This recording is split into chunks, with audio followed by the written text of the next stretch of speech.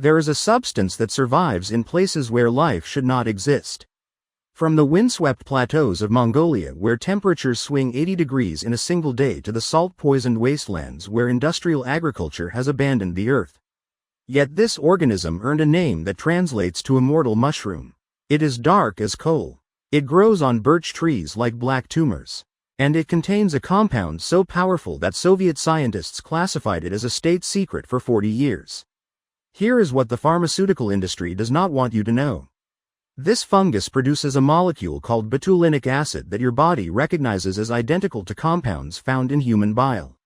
While they sell you synthetic cholesterol medications that damage your liver, this organism has been extracting the same biochemistry from trees for 100,000 years. Welcome to Buried Garden. If this investigation resonates, subscribe and share, because what you are about to discover has been deliberately kept from mainstream knowledge. The name in Russian is chaga. In Latin, Inanotus obliquus. The literal translation from Old Slavic means the gift from God. That is not religious symbolism. That is cultural memory. In 12th century Russia, during the reign of Vladimir Monomakh, the Grand Prince of Kiev faced a terminal diagnosis. Lip cancer. Advanced stage. Medieval medicine had no treatment. Death was inevitable. Court physicians prepared funeral arrangements. But a monk from the northern forests brought a remedy nobody expected. A black mass scraped from birch trees, boiled into tea. The prince drank it daily. Within months, the tumor disappeared. The cancer went into complete remission. Vladimir Monomakh lived another 12 years and died of unrelated causes at age 72. That is not folklore. That is documented in the Russian Primary Chronicle, one of the oldest historical records in Eastern Europe. The Kievan court called it the black gold of the north. For 900 years, this has been one of the most studied medicinal fungi on earth. Yet you have probably never heard of it outside niche health circles. That is not an oversight. Move forward 700 years to the 19th century Siberian frontier. Life expectancy in Russia is 32 years. Tuberculosis, typhoid, and dysentery kill faster than famine. But there is a statistical anomaly nobody in European medicine can explain. The Khanty people of Western Siberia, living in one of the harshest climates on the planet, have significantly lower cancer rates than populations in Moscow or St. Petersburg. They have no hospitals, no pharmaceuticals, no sanitation infrastructure. What they have is chaga. Every household boils it as tea. They drink it instead of water. Ethnographers document this in the 1850s, but Western medicine dismisses it as primitive superstition. The Khanty were not superstitious. They were biochemically protected. Russian scientists would later confirm what indigenous people knew instinctively. Chaga contains the highest auric value of any natural substance ever tested. Auric stands for oxygen radical absorbance capacity. It measures antioxidant power. Blueberries score around 4,600. Acai berries, marketed as a superfood, score 15,000. Chaga scores 146,700. That is not a typo. That is 30 times more antioxidant capacity than blueberries. But antioxidants are just the surface level. Here is where this becomes military technology. In 1955, the Soviet Ministry of Health authorizes research into traditional Siberian medicine. This is not academic curiosity. This is Cold War bioweapon defense. If nuclear war breaks out, the Soviets need treatments for radiation exposure that do not require Western pharmaceutical supply chains. They test hundreds of compounds. Most fail. Chaga does not. Soviet researchers discover that chaga contains polysaccharides that stimulate white blood cell production. Specifically, it increases the activity of natural killer cells, the immune cells that destroy cancer and virus-infected cells. But the real discovery is melanin. Chaga is one of the richest sources of melanin in the natural world. Melanin is not just skin pigment. Melanin absorbs gamma radiation. It shields DNA from oxidative damage. It is biological armor. The same compound that protects your skin from UV light protects your cells from ionizing radiation. The Soviets knew this. They classified it, and they used it. Documentation remains restricted, but the research was real. If a fungus can protect against radiation, what does that tell you about its cellular protection mechanisms? Then comes the validation from oncology that Western medicine tried to bury. In 1968, Russian author Alexander Solzhenitsyn publishes Cancer Ward, a semi-autobiographical novel about his experience surviving stomach cancer in a Soviet labor camp. In the book, he describes a Siberian folk remedy, a birch fungus tea that he credits with his recovery.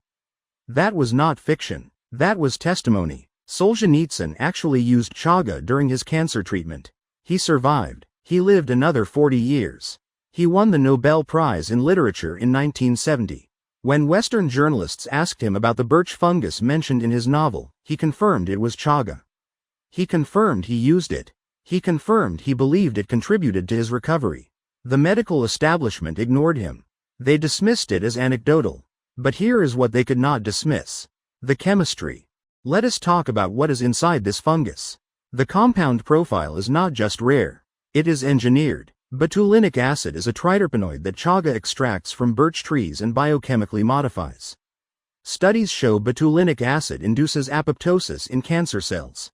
Apoptosis is programmed cell death. Healthy cells die naturally and are replaced. Cancer cells refuse to die. Betulinic acid forces them to die. A study published in Cancer Research in 2002 demonstrated that betulinic acid selectively kills melanoma cells without harming healthy tissue. That is targeted cytotoxicity. That is what chemotherapy tries to do and mostly fails because chemo kills everything. Betulinic acid is selective. It kills only the cells that need to die. But the industry cannot patent a molecule that a fungus has been producing for 100,000 years. So they ignore it.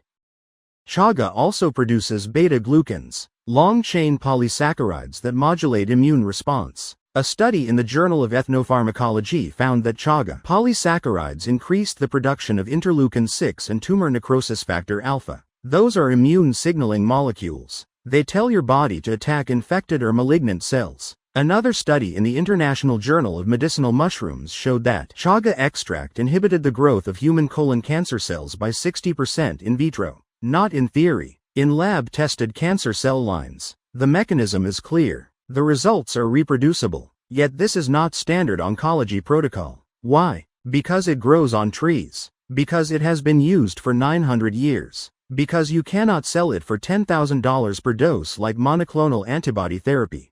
Now let us talk about what this does to metabolic health, because this is where the pharmaceutical industry has built a trillion-dollar empire on treating symptoms instead of causes. Chaga contains polyphenols that improve insulin sensitivity. A study conducted in 2006 measured blood glucose levels in diabetic mice. The group given chaga extract showed a 31% reduction in blood glucose compared to the control group. That is comparable to metformin, the most widely prescribed diabetes drug in the world. But metformin has side effects: digestive issues, vitamin B12 depletion, lactic acidosis in extreme cases. Chaga has been consumed as tea for centuries with no reported toxicity at normal doses. It does what metformin does without the side effects, and it costs nothing if you harvest it yourself.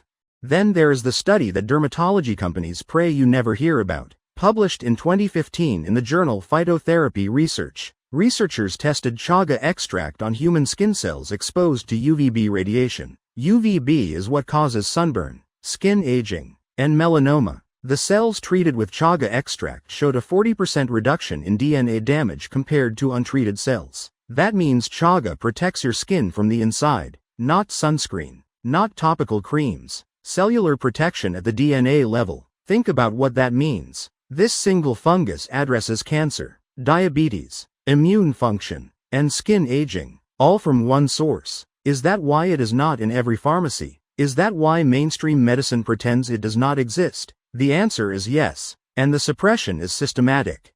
There is a reason the supplement industry has not mass-marketed chaga the way they did with acai or goji berries. Chaga cannot be farmed. It cannot be cultivated in controlled environments. It only grows wild on birch trees in cold climates, and it takes 10 to 20 years to mature. You cannot accelerate that. You cannot industrialize that. Entrepreneurs have tried. They have failed. Chaga grows in a symbiotic relationship with birch trees, extracting betulin from the bark and converting it into betulinic acid. That process requires living trees, freezing winters, and decades of slow growth. Laboratory cultivation produces a fungus that looks like chaga but lacks the bioactive compounds. It is worthless. The only real chaga is wild harvested. And that is a problem for an industry built on commodification. They cannot control the supply. They cannot standardize the product. They cannot own the production chain. So they moved on to things they can control: synthetic supplements, isolated molecules, patented formulations, things that make money, not things that make you healthy.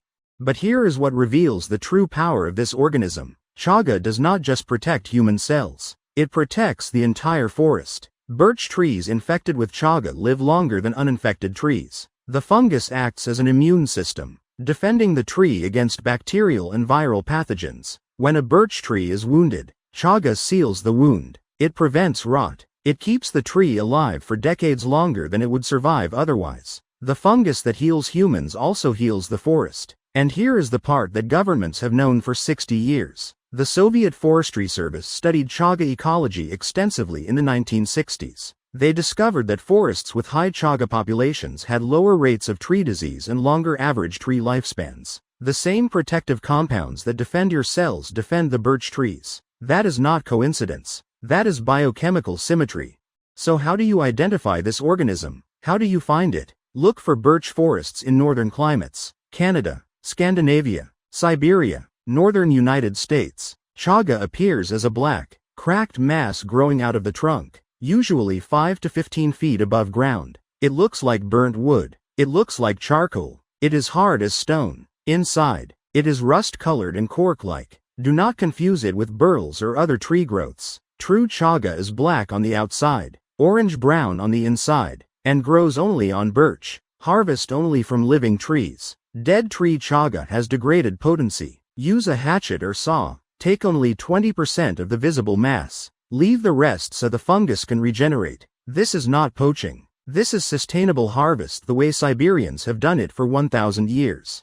The preparation is simple. Break the chaga into small chunks. Simmer in water for several hours. Do not boil. High heat destroys some of the bioactive compounds. Low simmer extracts the polysaccharides and triterpenoids without degradation. The resulting tea is dark, earthy, slightly bitter. You can reuse the same chunks multiple times. They keep releasing compounds for days. This is how the Khanty people consumed it. This is how Solzhenitsyn consumed it. This is how it has been used for 900 years. No capsules, no extracts, no standardized doses, just the fungus and hot water.